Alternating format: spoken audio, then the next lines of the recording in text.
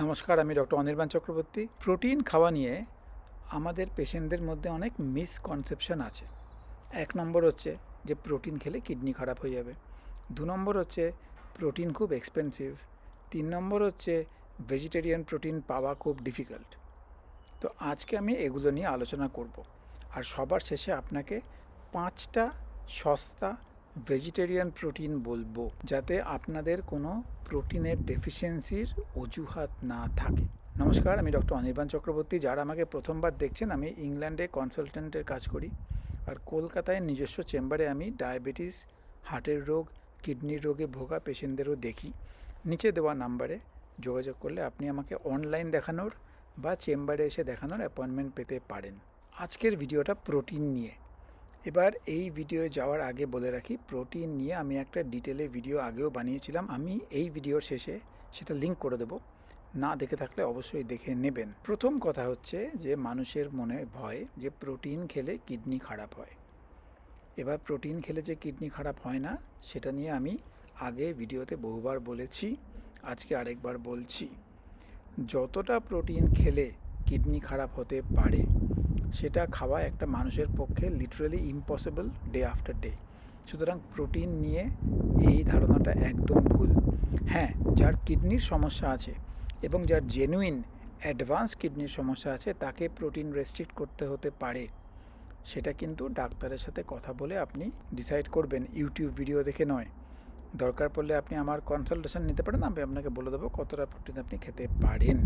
In general, advance কিডনির রোগ না থাকলে প্রোটিন খাওয়া নিয়ে কোনো রেস্ট্রিকশন জেনারেলি নেই। ইনফ্যাক্ট প্রোটিন খেলে কার্বোহাইড্রেটটা কম খাবেন, যার ফলে আপনার ডায়াবেটিসটা কমবে, যার ফলে কিডনিটা আরও খারাপ কম হবে। সুতরাং প্রোটিন আপনার বন্ধু, প্রোটিনকে ভয় পাবেন না। কতটা প্রোটিন সারাদিনে খাবেন এটা ডিপেন্ড করে, বাট ইন জেনারেল 1 থেকে 1.5 গ্রাম পার কিলো সারাদিনে আপনার খাওয়া উচিত। যদি আপনার ওজন 60 কিলো হয়, 60 থেকে 90 গ্রাম প্রোটিন সারাদিনে আপনার খাওয়া উচিত। এবার কোন খাবারে কতটা প্রোটিন আছে আপনাকে সেটা জানতে হবে, তাই আমি ওই ভিডিওটা লিঙ্ক করে দেবো এই ভিডিওর শেষে সেটা দেখে নেবেন, তাহলে মোটামুটি একটা আইডিয়া পাবেন। আজকের এই ভিডিওতেও আমি বলে দেবো যে কোন খাবারে কতটা প্রোটিন আছে। এটা 2 নম্বর মিথ, যে প্রোটিন খুব এক্সপেন্সিভ। অ্যাকচুয়ালি প্রোটিন খুব একটা এক্সপেন্সিভ নয়। আজকের ভিডিওতে আমি কিছু কিছু আপনাকে প্রোটিনের সোর্স বলবো, যেটা একদম সস্তা, আপনি দেখলেই বুঝতে পারবেন। আর 3 নম্বর হচ্ছে যে প্রোটিন ননভেজ ছাড়া আসে না। এটাও একটা মিথ। হ্যাঁ, এটা সত্যি যে ননভেজে প্রোটিনটা একটু বেশি কনসেন্ট্রেটেড, একটু বেশি পরিমাণে পাওয়া যায়। কিন্তু আজকে যে 5টা ভেজিটেরিয়ান আইটেম বলবো, এগুলো খেলেও অনেক পরিমাণে প্রোটিন পাবেন। তাহলে আর দেরি না করে ভিডিওতে আমি আমার ফেভারিট 5টা প্রোটিন খাবারের নাম বলি। নাম্বার 1 হচ্ছে পনির বা ছানা। এবার এইটা মোটামুটি 100 গ্রাম খেলে আপনার 20 গ্রাম মতো প্রোটিন আসবে, এবং 100 গ্রাম পনির আপনি ইজিলি একটা মিলে খেতে পারেন। এবার সেটা আপনি কি করে খাবেন, সেটা আপনি পনির ভুর্জি বানিয়ে, পনির টিক্কা বানিয়ে, বা পালক পনির টাইপের একটু অল্প আঁচে, অল্প ভাপে, অনেকগুলো মশলা দিয়ে খেতে পারেন। চেষ্টা করবেন এটাকে ডিপ ফ্রাই না করতে। হাই হিটে ডিপ ফ্রাই করলে এর প্রোটিনটা খারাপ হয়ে যায়। তাই পনির খেলে একটু অল্প আঁচে বেশিক্ষণ ধরে রান্না করবেন, বা টিক্কা বানিয়ে খাবেন, বা ভুর্জি বানিয়ে খাবেন। 2 নম্বর হচ্ছে সয়া চাঙ্ক, মানে যেটাকে নিউট্রেলা নামে পাওয়া যায়, সয়াবিনের বড়ি। এটাও খুব সস্তায় ভালো source of vegetarian protein. 50 gram soya চাঙ্কে 25 গ্রাম অবধি প্রোটিন পাওয়া যায়, সেটা অনেকখানি বেশি। এবং এই সয়া চাঙ্ক আপনি বিভিন্নভাবে রান্না করতে পারবেন। আপনি সয়া চাঙ্কের কিমা বানিয়ে খেতে পারেন, আপনি সয়া চাঙ্ক যে কোনো ভেজিটেবলসের মধ্যে অ্যাড করে দিতে পারেন, আপনি সয়া চাঙ্ক ডালে দিয়ে খেতে পারেন, আপনি সয়া চাঙ্ক শুধু শুধু বানিয়ে খেতে পারেন, একটু হালকা করে চিলি সয়া টাইপের বানিয়ে। কিন্তু সয়া চাঙ্কটা বাড়িতে রাখবেন as a good protein source, cheap আর খুব ভার্সাটাইল। আপনি সব রান্নায় এটা অ্যাড করে দিতে পারেন। আরও আগে যাওয়ার আগে, যদি ভিডিওটা এই অবধি উপকারে লেগে থাকে, দয়া করে হোয়াটসঅ্যাপে, ফেসবুকে বন্ধু বান্ধবদের সঙ্গে শেয়ার করবেন, যাতে তারাও এই নলেজ থেকে বঞ্চিত না হয় আর কম ওষুধ খেয়ে ভালো থাকার ঠিকানাটা তারা জেনে যায়। 3 নম্বর হচ্ছে টক দই। টক দই এটা যদি একটু হাং কার্ড হয়, মানে একটু জলটাকে এটাকে ঝুলিয়ে রেখে জলটা যদি ঝরিয়ে দেওয়া হয়, যত সলিড হবে তত ভালো। আর ভুলেও কিন্তু লো ফ্যাট কিনবেন না, ফুল ফ্যাট প্রপার টক দই, যেটাকে গ্রিক ইয়োগার্ট বলে, বা আমাদের ফুল ফ্যাট টক দই খাবেন। এবং এই টক দইটাকে খাবেন অ্যাজ ডেজার্ট। টক দইয়ের মধ্যে বাদাম সিডস, দরকার পড়লে একটু মিষ্টি ফল অ্যাড করে ডেজার্ট হিসেবে খাবেন। এটাকে মিক্সিতে ব্লেন্ড করে ডিপ ফ্রিজ করে রাখতে পারেন, একটু পরে বের করে যখন মিষ্টি খেতে ইচ্ছা করে এটা খেতে পারেন। টক দইয়ের মধ্যে আম দিয়ে আম খেতে পারেন। টক দইটা খুব ভালো সোর্স অফ প্রোটিন।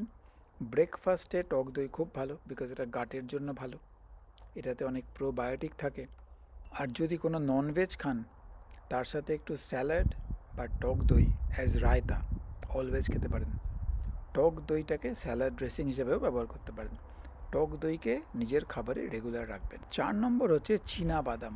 এবার সব রকম বাদামই good source of protein and healthy fat, কিন্তু চীনা বাদাম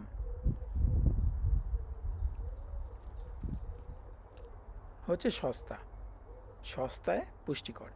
অ্যাবাউট একটা হাতের সাইজের, মানে 30 গ্রাম চীনা বাদামে 7-8 গ্রাম প্রোটিন থাকে। এবং সেটা যদি আপনি স্ন্যাক্স হিসেবে খান, দিনে 2বার খান, আপনার মোটামুটি 15 গ্রাম প্রোটিন চলে এলো। সুতরাং স্ন্যাক্স হিসেবে চীনা বাদাম হচ্ছে সবথেকে ভালো।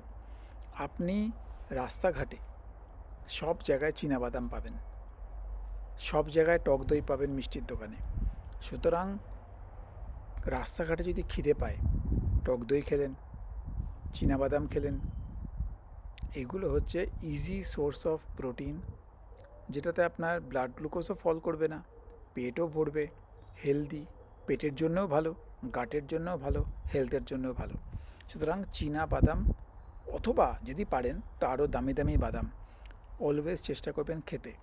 বাদামটাকে যে কোনো খাবারের মধ্যে অ্যাড করতে পারেন, যে কোনো রান্নায় অ্যাড করতে পারেন, পোলাওয়ের মধ্যে অ্যাড করতে পারেন, চিড়ের পোলাওয়ে অ্যাড করতে পারেন, ওটসের খিচুড়িতে অ্যাড করতে পারেন, যে কোনো সবজিতে অ্যাড করতে পারেন। ঘুরলেন ফিরলেন একটু বাদাম খেয়ে নিতে পারেন, বাদাম চাট হিসেবে খেতে পারেন। বাদামটাকে রেগুলারলি ডায়েটের মধ্যে রাখবেন, স্ন্যাক্সের মধ্যে রাখবেন। আর লাস্ট হচ্ছে সেদ্ধ ছোলা বা সেদ্ধ মুগ, যেটাকে স্প্রাউট বলে। স্প্রাউট স্যালাড হচ্ছে পেটের জন্য অমৃত। এটাতে ফাইবার আছে, মশলা নেই, পেট ভরে রাখবে, গুড সোর্স অফ প্রোটিন। 100 গ্রাম মতো সেদ্ধ ছোলাতে 9-10 গ্রাম মতো প্রোটিন আসে। কিন্তু এটা খাওয়ার কোনো লিমিট নেই, এটা অ্যাকচুয়ালি আপনার একটা মেন মিল হতে পারে। আপনি 200-250 গ্রাম স্প্রাউটস স্যালাড খেতে পারেন অ্যাজ মেন মিল। আর যদি আপনি চান, এটাকে আপনি চিল্লা বানিয়েও খেতে পারেন। এটাকে যদি আপনি ব্লেন্ড করে নেন একটু মশলা দিয়ে, তারপর সেটাকে হালকা তাওয়ায় যদি একটু সেঁকে নেন, তাহলে এটা চিল্লা হয়ে যায়, যেটা দিয়ে আপনি সবজি দিয়ে খেতে পারেন রুটির পরিবর্তে। তাহলে এটাও হাই সোর্স অফ প্রোটিন এবং বেশ সস্তা। তাহলে এই হলো 5টা ভেজিটেরিয়ান সস্তা প্রোটিন, যেটা আপনি রোজকার ডায়েটে রাখতে পারেন, এবং রাখলে আপনার গাট ভালো থাকবে, মানে পেট ভালো থাকবে, আপনার ডায়াবেটিস স্পাইক হবে না, আপনার পেট ভরা থাকবে, যার ফলে বারে বারে খেতে হবে না, যার ফলে ওজনটা বাড়বে কম। তাহলে এগুলো আপনি ট্রাই করুন, আর আমাকে কমেন্টে লিখে জানান যে এটা দিয়ে কী রেসিপি আপনারা বানালেন, যেটা অন্যরা দেখে উপকার পেতে পারে। তাহলে প্রোটিন নিয়ে আমার আগের ভিডিওটা আমি এখানে লিঙ্ক করে দিলাম, যে কতটা প্রোটিন খাবেন আর এক্সাম্পল কী কী খাবার খেতে পারেন, আর ব্রেকফাস্টে কোনটা খারাপ কোনটা ভালো, এই ভিডিওটাও এখানে লিঙ্ক করে দিলাম, দেখে নেবেন।